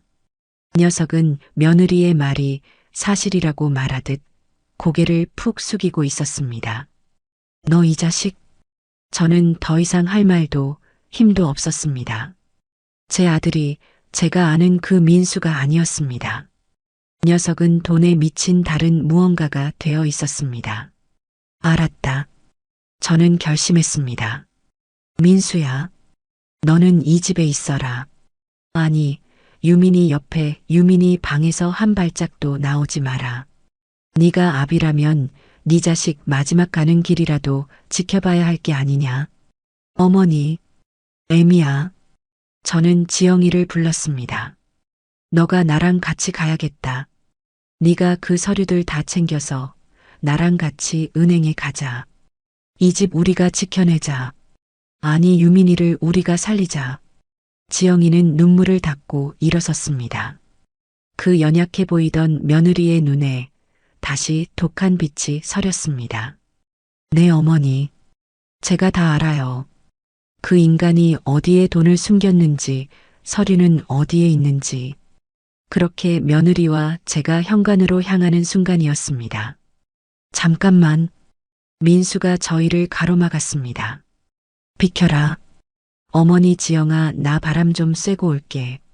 머리가 너무 아파서 생각 좀 정리하고 올게. 민수는 초점 없는 눈으로 중얼거리며 현관으로 비틀비틀 걸어갔습니다. 지영이가 녀석을 붙잡으려 했습니다. 당신 어딜 가? 가만 놔둬라. 제가 며느리를 막았습니다. 어머니, 저 인간 도망가면. 도망? 어디로? 녀석은 빈털털이다. 갈 곳도 없어. 저는 그렇게 생각했습니다. 그게 제 마지막 실수였죠. 민수는 겉옷 하나만 걸친 채 펜트하우스의 현관문을 열고 비척비척 걸어 나갔습니다. 쾅 하고 문이 닫혔습니다. 저는 지영이를 다독였습니다. 됐다. 저놈도 생각이 있겠지. 일단 우리는 우리 할 일을 하자. 서류부터 찾자, 애미야. 저와 지영이는 민수의 서재 방으로 들어갔습니다. 그곳은 온갖 사치품과 읽지도 않는 두꺼운 책들로 가득했습니다. 며느리는 망설임 없이 책상 서랍을 부수고 벽 뒤에 숨겨진 금고를 열었습니다. 저는 그 모습을 멍하니 바라보았습니다. 찾았어요, 어머니. 며느리의 손에는 은행 대출 서류와 제 이름이 도용된 위임장들이 들려 있었습니다. 그런데 바로 그때였습니다. 어머니, 저 인간. 며느리가 창밖을 가리키며 비명을 질렀습니다. 저는 황급히 거실의 거대한 유리창으로 달려갔습니다. 50층이 넘는 펜트하우스 아래로 1층 로비 현관이 개미처럼 작게 보였습니다. 아들 민수가 녀석이 건물 밖으로 뛰쳐나가 그대로 택시를 잡아타고 사라지는 것이 보였습니다. 안 돼, 안 돼. 며느리가 그 자리에 주저앉았어요. 저 인간 도망갔어요. 어머니 도망갔어요. 저는 그 광경을 멍하니 바라보았습니다. 녀석은 제 아들놈은 빚쟁이들과 병든 자식과 늙은 어미를 이텅 비고 차가운 펜트하우스에 버려두고 저 혼자 도망친 것이었습니다. 제 가슴이 정말로 산산조각 났습니다. 그날 저는 펜트하우스가 아니라 제 아들을 잃었습니다. 아들 민수가 도망치고 난 뒤 거실에는 저와 며느리 지영이 그리고 방 안에서 모든 것을 모른 채 잠든 손자 유민이만 남았습니다. 지영이는 한동안 실성한 사람처럼 울부짖었습니다. 어떻게 우리를 버리고 어떻게 유민이를 버리고. 저는 아무 말도 할 수 없었습니다. 그저 며느리의 등을 두드려주는 것 말고는 제가 할 수 있는 일이 없었습니다. 제 아들이지만 아니 제 아들이었기에 그 배신감은 며느리 못지않게 제 가슴을 후벼 팠습니다. 하지만 울고만 있을 시간이 없었습니다. 테이블 위에 흩어진 붉은 압류 통지서가 그리고 일주일 앞으로 다가온 경매 개시일이 저희를 압박했습니다. 애미야. 저는 지영이를 일으켜 세웠습니다. 일어나라. 지금은 울 때가 아니다. 어머니 하지만 우린 이제. 아니다. 저는 며느리의 눈을 똑바로 바라보았습니다. 민수는 도망갔지만 우리는 아직 여기 있다. 그리고 이 집은 아직 내 이름, 박영자 이름으로 되어 있어. 저는 김 사장에게 전화를 걸었습니다. 목소리가 떨리는 것을 애써 감추었습니다. 김 사장 나일세. 사모님, 안 그래도 연락드리려던 참입니다. 매수자 쪽에서 잔금 날짜를. 김 사장, 내일 당장 잔금을 치러야겠네. 아니, 오늘이라도 좋아. 예. 사모님, 그게 무슨? 아직 서류 준비도. 서류는 여기 다 있네. 등기권리증, 내 인감 다 있어. 사정이 아주 급하게 됐네. 김 사장, 자네만 믿겠네. 어떻게든 내일 오전에 잔금을 치르고 바로 등기를 넘길 수 있게 해주게. 매수자에게는 내가 수수료를 2배로 주겠다고 하게. 김 사장은 제 절박한 목소리에서 무언가를 느꼈는지 더는 묻지 않았습니다. 알겠습니다, 사모님. 어떻게든 해보겠습니다. 내일 아침 10시 사무실에서 뵙지요. 전화를 끊고 저는 며느리가 찾아낸 은행 대출 서류를 확인했습니다.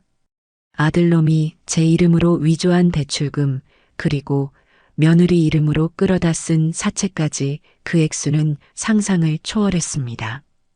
펜트하우스를 팔고 나면 정말이지 남는 것이 거의 없을지도 몰랐습니다. 애미야, 너는 오늘 밤 유민이 곁에 꼭 붙어 있어라. 이 늙은이는 오늘 밤 잠들기는 틀린 것 같구나. 그날 밤 저는 차가운 제 방이 아니라 거실 소파에 앉아 뜬 눈으로 밤을 지새웠습니다. 통장에는 매수자가 보낸 가계약금이 들어와 있었습니다. 하지만 이 돈은 제 돈이 아니었죠. 곧바로 빚쟁이들에게 넘어가야 할 돈이었습니다. 다음 날 아침 저는 지영이와 함께 부동산 사무실로 향했어요. 유민이는 다행히 곤히 잠들어 있었습니다.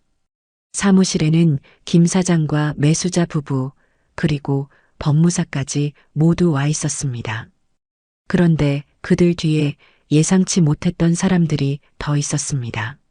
말끔한 정장을 입은 은행 사람들이었습니다. 박영자 씨 맞으시죠? 그렇더만. 저희는 은행에서 나왔습니다. 채무자 민수 씨의 근저당권 관련해서 오늘 매매 잔금이 치러진다고 해서요. 김 사장이 제게 미안한 표정을 지었습니다. 사모님 은행 쪽에서 벌써 알고 찾아왔습니다. 아마 법원에서 통지가 간 모양입니다. 모든 것이 제 아들놈이 벌인 일이었습니다. 계약은 일사천리로 진행되었습니다. 저는 말없이 제 이름이 적힌 서류에 도장을 찍었습니다. 매수자가 잔금을 입금하자마자 은행 사람들은 그 자리에서 컴퓨터로 자신들의 빚을 계산하기 시작했습니다. 근저당 채권 최고액 이자 포함해서 그리고 며느님 지영 씨 앞으로 된 사채 이것도 저희 쪽에서 양수했습니다. 숫자가 불어날 때마다 제 심장이 쪼그라드는 것 같았습니다.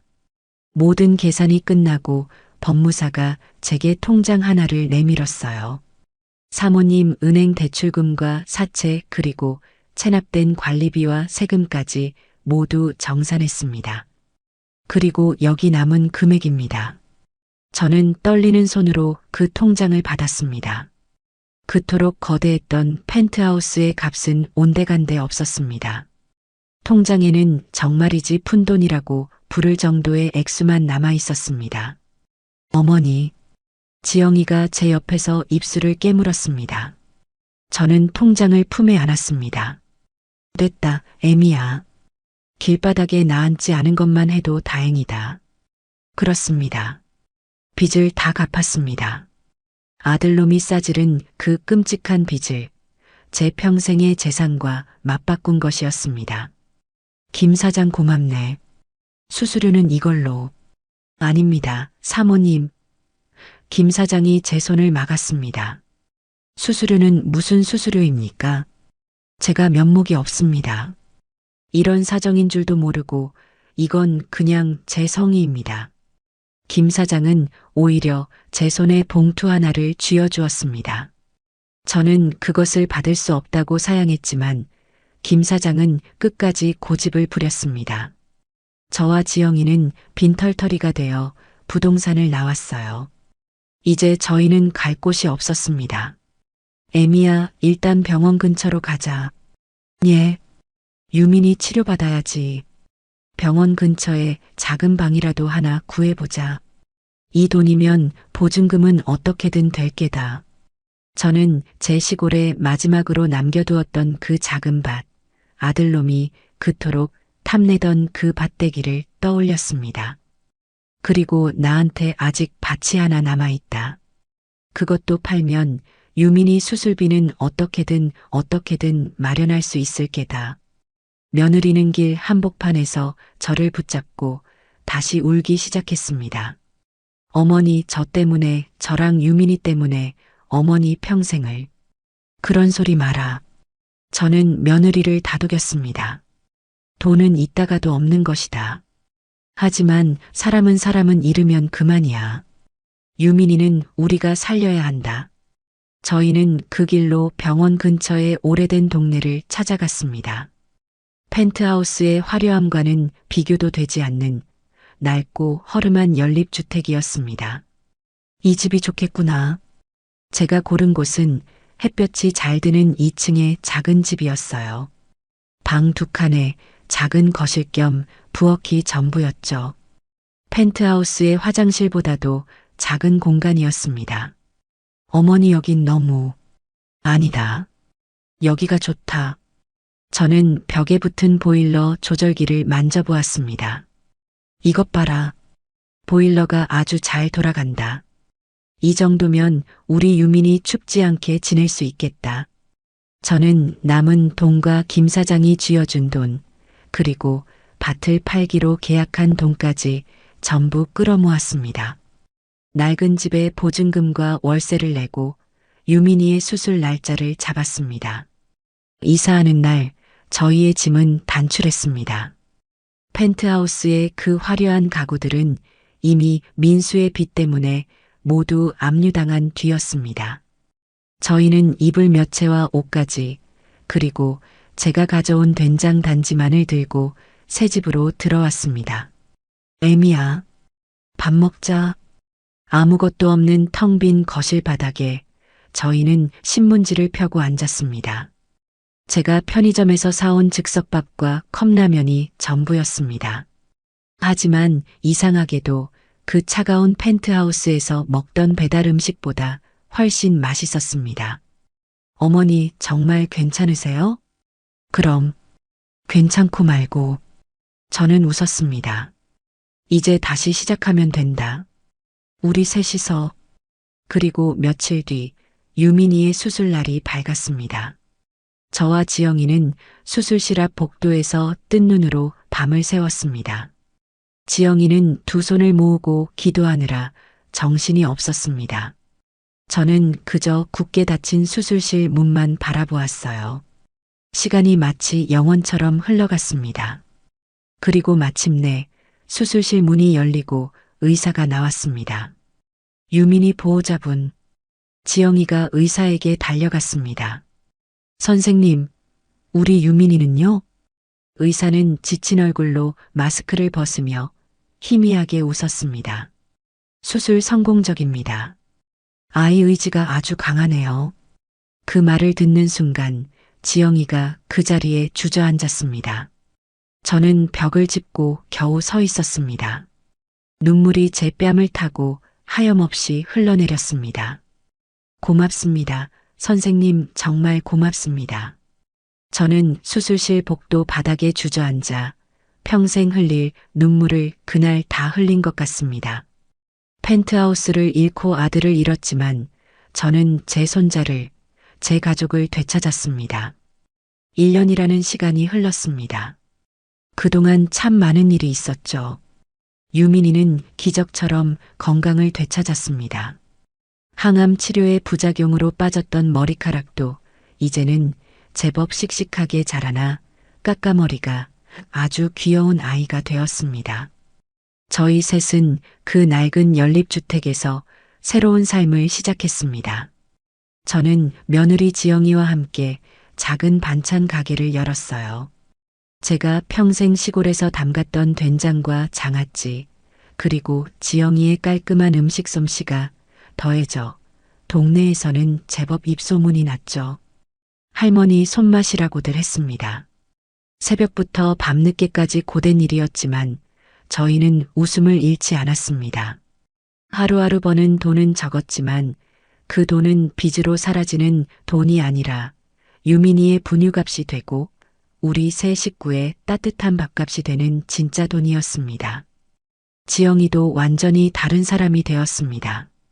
펜트하우스에서 신경질적으로 휴대전화만 들여다보던 그 차가운 며느리는 이제 없었습니다.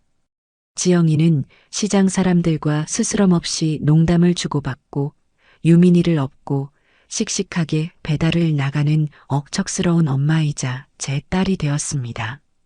어머니, 오늘은 장사가 잘 돼서 유민이 통닭 한 마리 사가야겠어요. 오냐, 그러자. 우리 애미가 고생이 많다. 저희는 서로를 어머니와 애미라고 부르는 대신 엄마와 지영아라고 부르는 날이 더 많아졌습니다. 그 편이 훨씬 마음이 편했어요. 그렇게 모든 것이 제자리를 찾아가던 어느 추운 겨울날이었습니다. 마지막 배달을 마치고 지영이와 함께 가게 문을 닫고 집으로 돌아오는데 저희 집 골목 어귀에 웬 낯선 남자가 쭈그려 앉아 있었습니다. 행색이 말이 아니었습니다. 다해진 겨울 외투에 신발은 다 뜯어져 있었고 얼굴은 검게 그을리고 수염이 덥수룩했습니다. 누구신데 남의 집 앞에서. 지영이가 경계하며 남자에게 다가갔어요. 남자가 천천히 고개를 들었습니다. 지영아.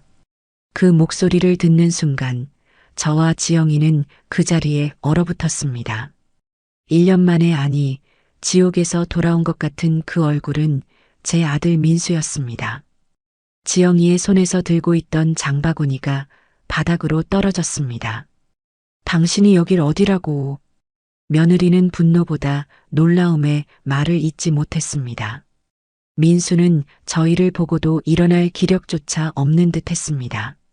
이 녀석은 1년 전 그 펜트하우스를 뛰쳐나갔던 모습과는 완전히 다른 사람이 되어 있었습니다. 오만하고 뻔뻔했던 그 눈빛은 사라지고 삶에 완전히 찌들어 모든 것을 포기한 짐승의 눈빛만 남아 있었습니다. 어머니 지영아, 나 그냥 유민이 얼굴이라도 한번. 녀석은 말을 잇지 못하고 기침을 터뜨렸습니다. 몸이 아주 상한 것 같았습니다. 여기가 어디라고 와. 당신이 우리한테 무슨 짓을 했는데. 유민이 당신 때문에 죽을 뻔했어. 알아? 지영이가 소리치며 민수의 등을 마구 때렸습니다. 하지만 민수는 그저 묵묵히 맞고만 있었습니다. 그만해라, 지영아. 제가 며느리를 말렸습니다. 지영이는 저를 보며 울부짖었습니다. 어머니, 어떻게 저 인간을. 저 인간은 유민이 아빠도 아니에요. 안다, 나도 안다. 저는 민수에게 다가갔습니다. 녀석에게서는 지독한 땀 냄새와 흙먼지 냄새가 났습니다. 일어나거라. 어머니, 저는 자격이 없습니다. 일어나라고 했다. 저는 녀석의 팔을 잡아 억지로 일으켜 세웠습니다. 녀석은 비틀거리며 겨우 일어섰어요. 저는 민수를 데리고 집으로 들어왔습니다. 지영이는 분을 이기지 못하고 밖에서 울고 있었죠. 집에 들어오자 방에서 유민이가 뛰어나왔습니다. 할머니다. 엄마. 유민이는 민수를 보더니 낯선 사람인 줄 알고 제 등 뒤로 숨었습니다. 유민아. 민수가 떨리는 목소리로 아들의 이름을 불렀습니다. 누구세요? 유민이가 물었습니다. 민수는 제 아들 앞에서 무릎을 꿇고 말았습니다. 그리고는 짐승처럼 울기 시작했어요. 유민아, 아빠가 미안하다. 그제야 유민이도 1년 만에 보는 아빠를 어렴풋이 알아본 모양입니다. 하지만 아이는 다가가지 않았습니다. 밖에서 울던 지영이가 들어왔습니다. 눈이 퉁퉁 부어 있었죠. 저는 말없이 부엌으로 갔습니다. 쌀을 씻어 밥을 안 치고 어제 끓여두었던 시래기국을 데웠습니다. 지영이가 제게 와서 말했습니다. 어머니, 저 사람 용서하지 마세요. 저는 저 사람이랑 같이 못 살아요. 알아, 지영아. 나도 네 마음 다 안다. 저는 밥상을 차렸습니다. 뜨끈한 밥 한 공기와 김이 모락모락 나는 시래기국, 그리고 저희 가게에서 파는 반찬 몇 가지를 꺼냈습니다. 저는 그 밥상을 거실 한복판에 무릎 꿇고 있는 민수 앞에 놓았어요. 먹어라. 민수는 고개를 들지 못했습니다. 먹으라고 했다. 네가 사람이면 일단 먹고 그리고 살아라. 살아서 네가 저지른 죄값을 평생에 걸쳐 갚아라. 민수는 밥그릇을 보며 오열했습니다. 1년 동안 녀석은 지방 공사장을 전전하며 막노동을 하고 찜질방과 여인숙을 떠돌며 살았다고 했습니다. 도망칠 때 가져갔던 돈은 이미 다른 사기꾼에게 다 뜯기고 빈털터리가 되어 바닥까지 내려갔던 모양입니다. 그때였습니다. 며느리 지영이가 말없이 제 옆에 앉더니 숟가락을 들어 민수의 손에 쥐어주었어요. 유민이 아빠 밥 먹어요. 민수가 고개를 번쩍 들었습니다. 저도 놀라 며느리를 바라보았습니다. 지영이의 눈은 여전히 붉게 충혈되어 있었지만 그 눈빛은 분노가 아니라 연민이었습니다. 밥 먹어요. 그리고 내일부터 우리 가게 나와서 짐이라도 날라요. 당신 평생 우리한테 속죄하면서 살아요. 용서한다는 말보다 더 무겁고 더 따뜻한 말이었습니다. 민수는 숟가락을 쥔 채 밥알을 눈물과 함께 삼켰습니다. 그날 밤 저희 네 식구는 그 작은 연립주택 거실에 모여 앉았습니다. 유민이는 어느새 경계를 풀고 아빠의 너덜너덜한 외투를 만지작거리고 있었어요. 민수는 1년 동안 겪었던 일들을 띄엄띄엄 고백했습니다. 저는 조용히 일어나 벽에 붙은 보일러 조절기로 갔습니다. 그리고 온도를 가장 높게 올렸습니다. 방바닥이 금세 뜨끈해져 왔습니다. 보일러 오늘은 아주 따뜻하게 틀었다. 저는 웃으며 말했습니다. 민수야, 지영아. 우리 이제 춥게 살지 말자. 저는 펜트하우스를 잃었습니다. 평생을 바쳐 모은 재산도 다 잃었죠. 하지만 저는 그날 밤 이 작고 낡은 집의 뜨끈한 아랫목에서 비로소 가족이라는 것을 다시 찾았습니다. 얼음장 같던 그 50층 펜트하우스가 아니라 서로의 온기를 나눌 수 있는 이 작은 집이야말로 제가 평생 원했던 진짜 내 집입니다. 그날 밤 저희 네 식구는 좁아터진 거실에 이불을 펴고 누웠습니다. 유민이는 제 옆에, 그리고 며느리 지영이는 문가 쪽에, 민수는 그 반대편 구석에 마치 죄인처럼 웅크리고 잠을 청했죠. 저는 잠이 오지 않았습니다. 1년 만에 돌아온 아들의 모습은 제가 알던 그 뺀질거리고 오만하던 아들이 아니었습니다. 공사판 흙먼지와 땀에 절어버린 그저 낯선 중년 사내였습니다. 녀석의 거친 숨소리를 들으며 저는 이 기묘한 동거가 과연 괜찮은 것일까 밤새 뒤척였습니다. 다음 날 새벽 저는 여느 때처럼 가장 먼저 일어나 가게에 나갈 준비를 했습니다. 부엌에서 쌀을 씻는데 구석방에서 민수가 조용히 나왔습니다. 녀석은 어제 입었던 그 더러운 옷 그대로더군요. 어머니, 일어났냐? 씻거라. 그리고 입을 옷이. 저는 제 장롱을 뒤져 오래전에 남편이 입던 낡은 작업복 바지 하나와 두툼한 내복을 꺼내 녀석에게 던져주었습니다. 그거라도 입어라. 민수는 아무 말 없이 그것을 받아들고 차가운 화장실로 들어가 한참을 씻더군요. 아침상이 차려졌습니다. 어제 먹다 남은 시래기국에 밥을 말았습니다. 지영이는 밤새 울었는지 눈이 퉁퉁 부은 채로 유민이를 챙기고 있었습니다. 네 식구가 밥상에 둘러앉았지만 숟가락 부딪히는 소리 외에는 아무 소리도 나지 않았습니다. 정적이 마치 얼음장처럼 무거웠습니다. 민수 씨, 밥을 다 먹어갈 때쯤 며느리 지영이가 입을 열었습니다. 녀석을 유민이 아빠도 당신도 아닌 민수 씨라고 불렀습니다. 그 호칭에는 아직 용서하지 못한 분노와 그럼에도 거두어야 하는 현실의 무게가 담겨 있었죠. 민수가 고개를 들었습니다. 어머니 말씀대로 오늘부터 가게 나와서 짐이라도 날라요. 대신 분명히 말해두겠어요. 지영이는 숟가락을 내려놓고 민수를 똑바로 쏘아보았습니다. 우리가 민수 씨를 다시 받아준 거 아니에요. 민수 씨는 유민이한테 그리고 어머니한테 평생 속죄해야 할 죄인이에요. 아시겠어요? 알아, 지영아.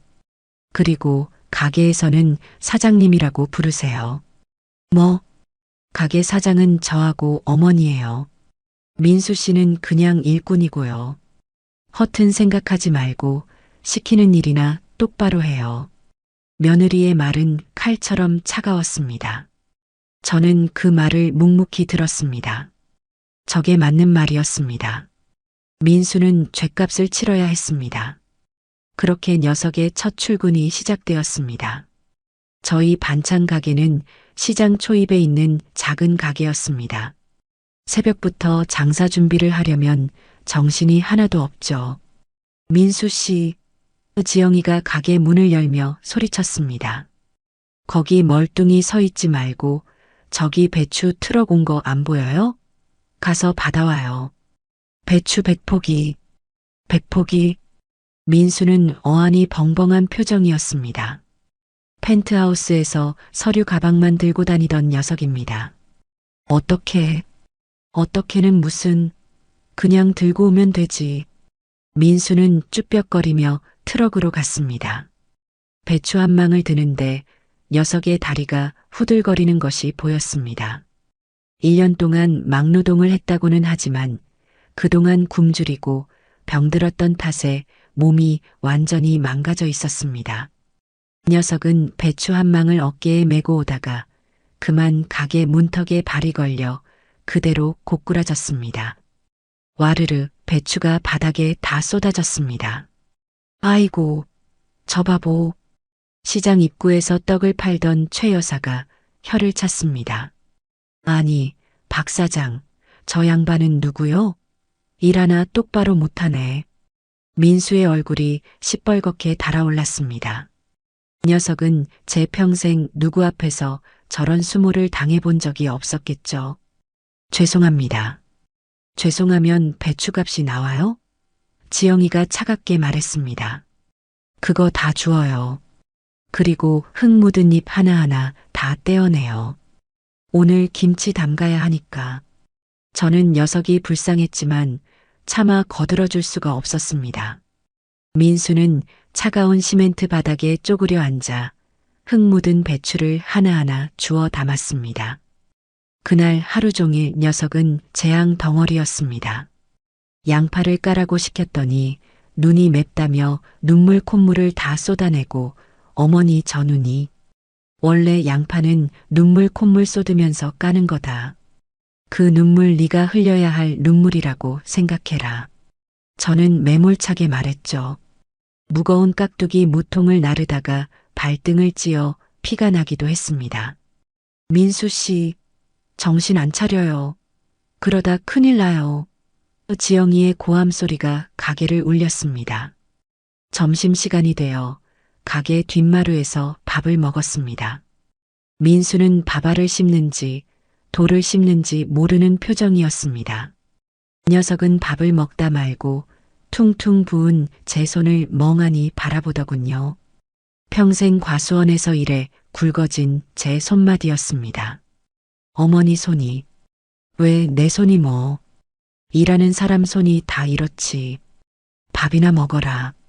오후에는 배달 가야 하니까. 오후가 되자 지영이가 낡은 배달용 자전거를 끌고 왔습니다. 민수 씨, 이거 타고 저기 신개발 아파트 3단지 105동 701호에 이 김치 좀 갖다 줘요. 자전거? 그럼 차라도 내줄까요? 우리 가게에 차 없는 거 안 보여요? 민수는 당황했습니다. 수억 원짜리 외제차를 굴리던 녀석입니다. 아니 내가 길을 여기 주소 적어줬잖아요. 유민이도 찾는 길이에요.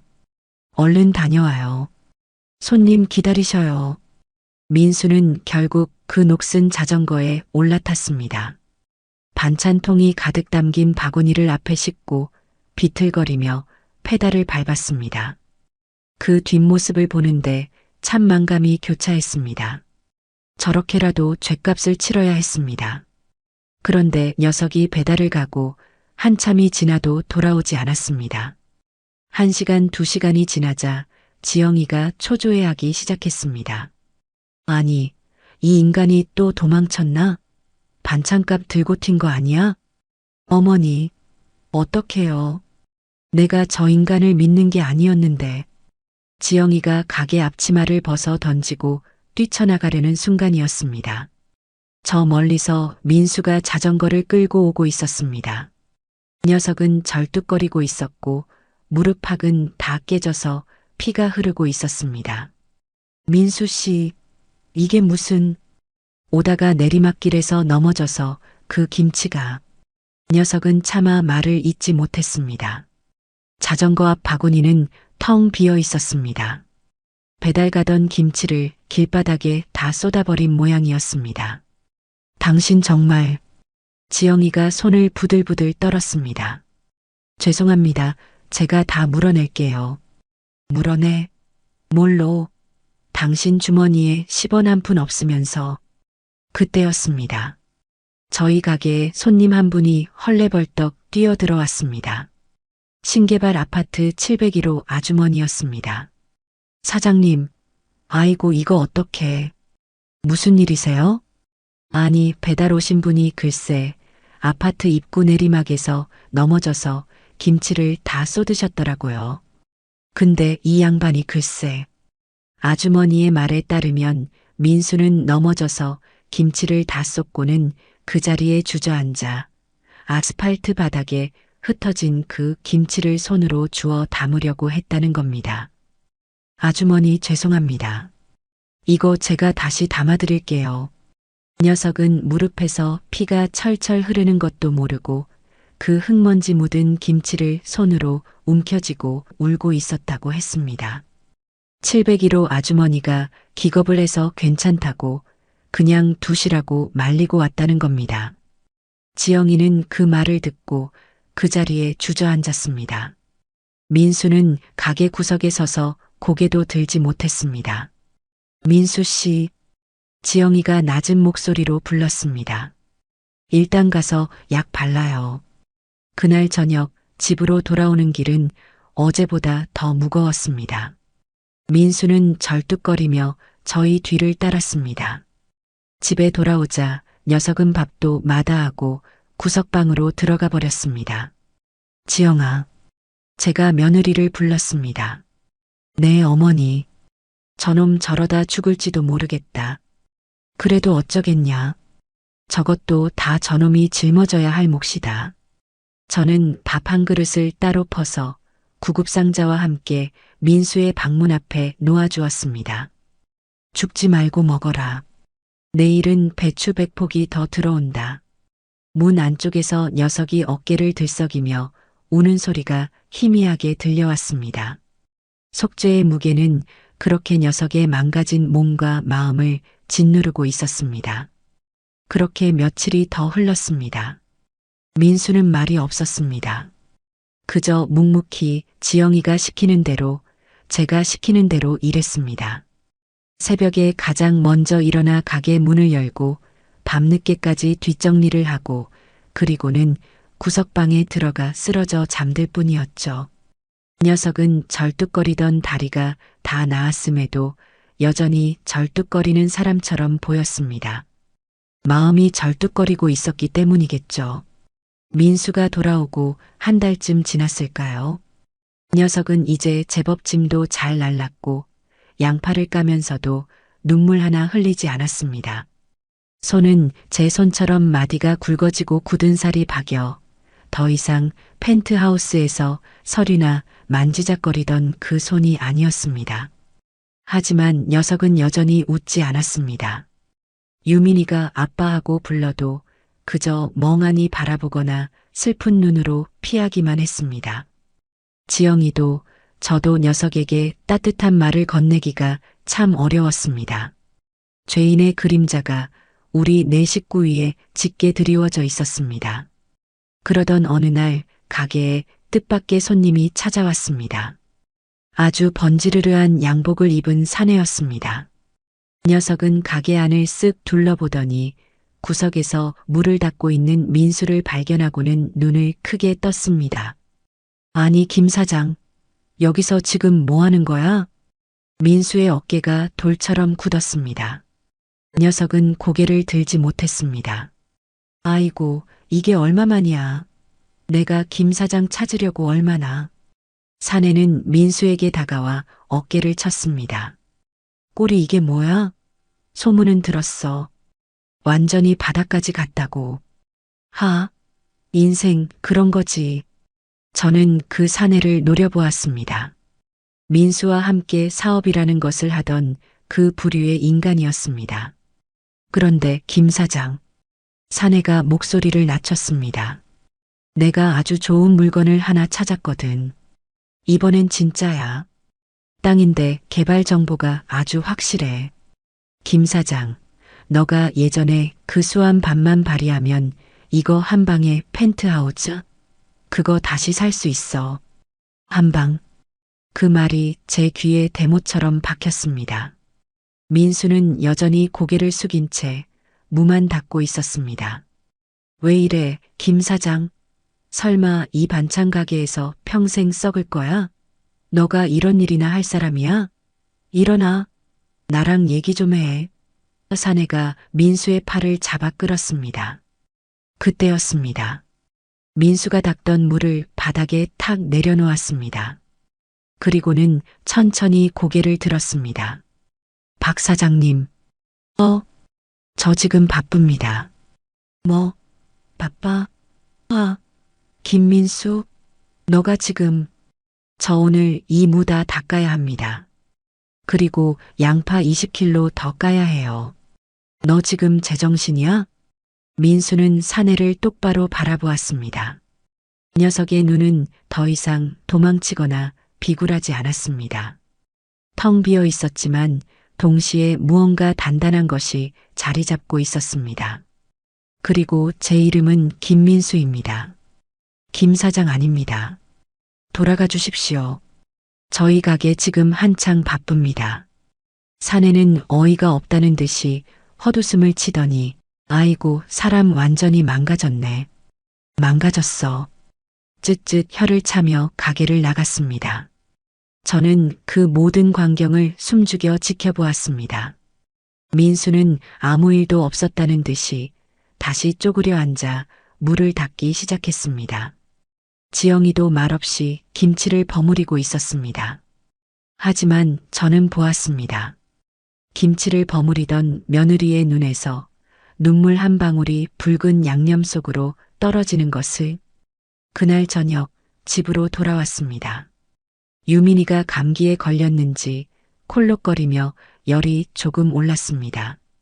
펜트하우스에서의 그 끔찍했던 기억이 떠올라 지영이의 얼굴이 하얗게 질렸습니다. 어머니 어떡해요? 유민이 또. 괜찮아, 애미야. 병원 가자. 저와 지영이가 허둥지둥 옷을 챙겨 입는데 구석방에서 민수가 나왔습니다. 녀석은 말없이 유민이에게 다가가 제 굳은 살 박인 손을 아이의 이마에 대어 보았습니다. 지영아. 녀석이 며느리를 불렀습니다. 괜찮아, 그냥 감기야. 당신이 뭘 안다고. 알아. 민수가 말했습니다. 내가 공사판에서 비 맞고 굴러봐서 알아. 이 정도 열은 괜찮아. 병원 가기 전에 일단 내가. 민수는 부엌으로 가더니 물수건을 적셔왔습니다. 그리고는 1년 전 그토록 외면했던 제 아들 유민이를 제 품에 안았습니다. 유민아, 아빠가 미안하다. 아빠가 지켜줄게. 녀석은 유민이를 품에 안고 뜬 눈으로 밤을 지새웠습니다. 펜트하우스에서 저를 어른방에 가두고 제 자식이 아픈 것조차 외면했던 그 아들이 아니었습니다. 녀석은 젖은 수건을 갈아주며 아이의 등을 토닥이며 밤새 미안하다, 미안하다 하고 속삭였습니다. 지영이는 그 모습을 보며 소리 없이 울었습니다. 저도 제 방에서 그 모습을 보며 울었습니다. 다음 날 유민이의 열은 거짓말처럼 내렸습니다. 시간이 흘러 두 번째 겨울이 찾아왔습니다. 저희 반찬 가게는 제법 자리를 잡았습니다.